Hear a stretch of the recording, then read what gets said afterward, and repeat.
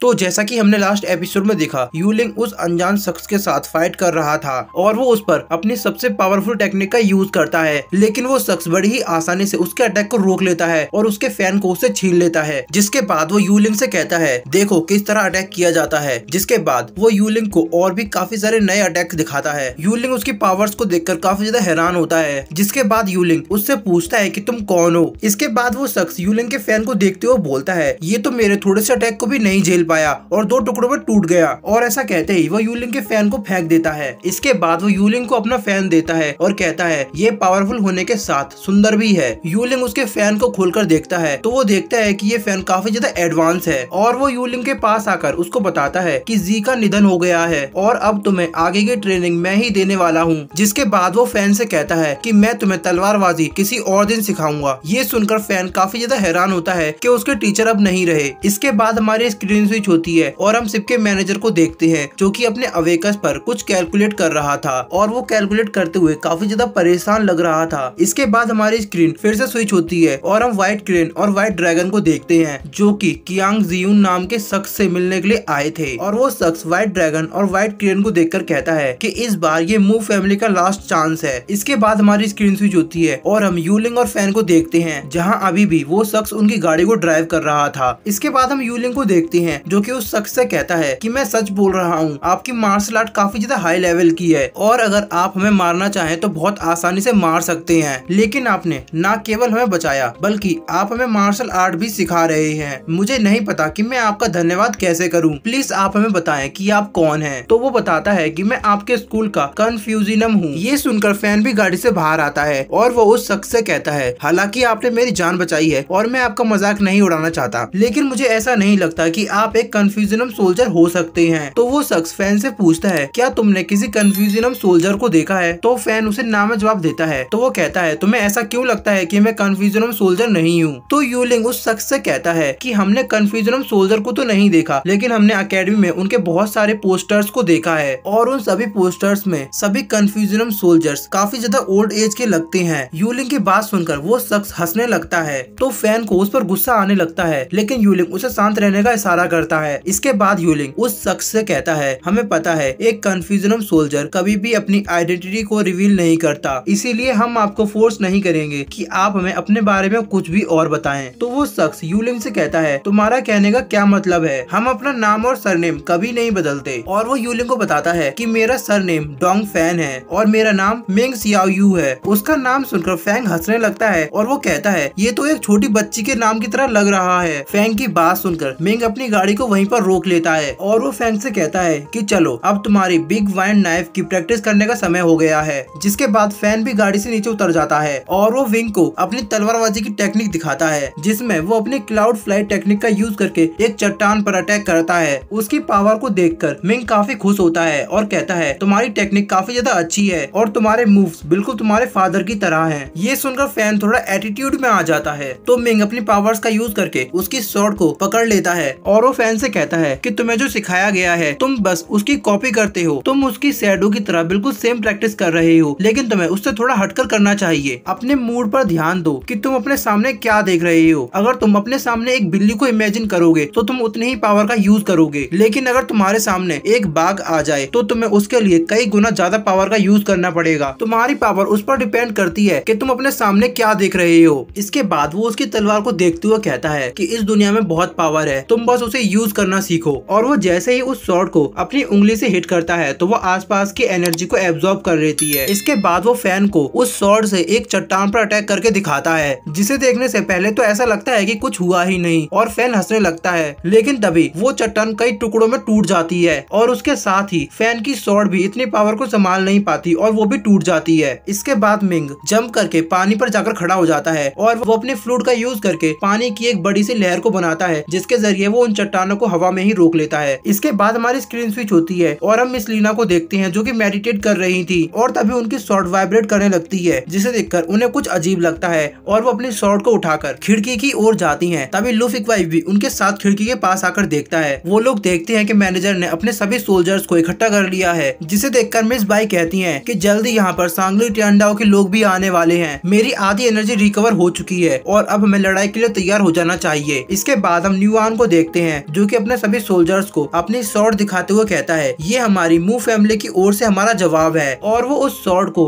Ship से बाहर समुद्र में फेंक देता है, जिसका मतलब है कि अब वो लोग फाइट नहीं करेंगे। इसके बाद हम व्हाइट क्रेन और व्हाइट ड्रैगन को देखते हैं, जहाँ व्हाइट क्रेन व्हाइट ड्रैगन से कहता है कि हमें मू फैमिली की ओर से जवाब मिल चुका है और अब मैं उन लोगों को गिरफ्तार करने के लिए जा रहा हूँ। लेकिन तभी व्हाइट ड्रैगन उसको रोक लेता है और वो उससे कहता है कि रूल्स के मुताबिक हमें पहले मू फैमिली से जाकर मिलना होगा। जिसके बाद वो लोग न्यूआन के कमरे के बाहर आ जाते हैं, जहाँ बहुत सारे गार्ड तैनात थे और वो सभी गार्ड्स व्हाइट ड्रैगन और व्हाइट क्रेन को देखकर उन्हें घेर लेते हैं और वो उन पर अटैक करने के लिए अपनी स्वॉर्ड को भी बाहर निकाल लेते हैं। लेकिन तभी व्हाइट क्रेन उन लोगों से बोलता है कि हम यहाँ पर मू फैमिली के हेड से मिलने के लिए आए हैं, वो कहाँ पर है। तभी न्यूआन भी वहाँ आ जाता है और वो कहता है मैं भी तुम्हारा काफी टाइम से इंतजार कर रहा था। उसे देखकर व्हाइट ड्रैगन व्हाइट क्रेन से कहता है कि जाकर उसके हाथ काट दो, ये हमारे हेवनली पैलेस की रिस्पेक्ट ना करने की पनिशमेंट है। इसके बाद हम न्यूआन को देखते हैं, वो भी फाइट के लिए पूरी तरह से तैयार हो जाता है और जैसे ही व्हाइट क्रेन उस पर अटैक करने के लिए आगे बढ़ता है तो न्यूआन अपनी स्पीड का यूज करके इतनी तेजी से मूवमेंट करता है कि व्हाइट क्रेन उसको देख भी नहीं पाता और न्यूआन लगातार व्हाइट क्रेन पर अपनी स्वॉर्ड से अटैक करता है। और वो जैसे ही व्हाइट क्रेन पर अपना फाइनल अटैक करता है तो वो देखता है कि व्हाइट क्रेन वहाँ से गायब हो चुका है। जिसके बाद वो सभी लोग व्हाइट क्रेन को देखने लगते हैं तो व्हाइट क्रेन शिप के सबसे ऊपर पिलर पर खड़ा होता है और वो न्यूआन से कहता है तुम सेंग जियान स्वॉर्डमैन शिप का यूज कर रहे हो, तुम वास्तव में सेंग जियान स्वॉर्डमैन गोलुओ के डिसाइबल हो। ये सुनकर न्यूआन व्हाइट क्रेन से कहता है हाँ, मेरे मास्टर ने मुझे 3 बार में ये टेक्निक सिखा दी थी और आज मुझे किसी विशेष व्यक्ति ने सलाह दी कि आज मैं तुम्हारे साथ फाइट करूं, इसीलिए आज तुम यहाँ से बचकर तो नहीं जा पाओगे। ये सुनकर व्हाइट क्रेन कहता है लगता है तुम ऐसे नहीं मानोगे, तुम्हें सबक सिखाना पड़ेगा। और ऐसा कहते ही व्हाइट क्रेन न्यूआन पर अपने फेदर के साथ अटैक करता है। न्यूआन भी अपने डिफेंस में उस पर अपनी स्वॉर्ड से अटैक करता है और ये लोग हवा में इसी तरह काफी देर तक फाइट करते रहते हैं। लेकिन व्हाइट क्रेन के फेदर न्यूआन का पीछा नहीं छोड़ते और न्यूआन उन फेदर से बचने की काफी कोशिश करता है, लेकिन वो फेदर उसका पीछा नहीं छोड़ते। तो वो अपनी स्वॉर्डमैनशिप का यूज करके उसके सभी फेदर्स के टुकड़े कर देता है। लेकिन तभी व्हाइट क्रेन उसके पीछे आकर उस पर लगातार अटैक करता है और न्यूआन भी अपनी स्वॉर्ड का यूज करते हुए उसके अटैक को डॉज करता रहता है। लेकिन तभी व्हाइट क्रेन मौका पाकर उस पर अपने पंजे से अटैक करता है और मैनेजर ये सब होता हुआ देखता है और वो अपने अवेकस से व्हाइट क्रेन को रोकने की कोशिश करता है। तभी हम देखते हैं कि व्हाइट क्रेन और न्यूआन के बीच में वो अवेकस आ जाता है और इसी के साथ हमारा आज का ये एपिसोड भी एंड हो जाता है।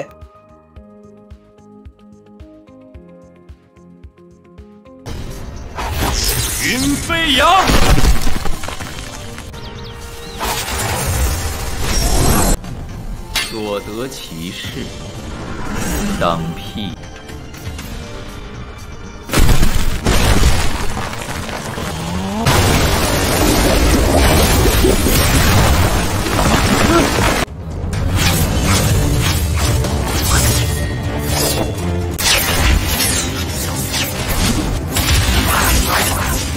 小心！